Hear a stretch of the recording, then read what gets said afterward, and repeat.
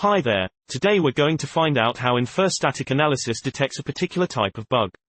Can you spot the bug in this C code? Read the code and examine it closely. There is a print hello function, it prints out the name.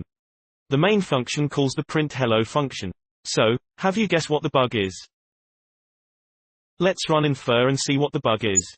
We run Infer with this specific flag to catch this type of bug. The bug is a dead store. It is a variable that is initialized and not used after the value has been set. Infer will tell you which line the bug occurs on and tell you exactly what the bug is. Now, here's how to fix it. In the print hello function, you remove the line where we are setting the value of name again. After the value is set, nothing happens with that value. So it's a dead store. The Infer static analysis tool detects in our C code and helps us fix it. And now the code is fixed and will not trigger a dead store issue in Infer. Thanks for watching.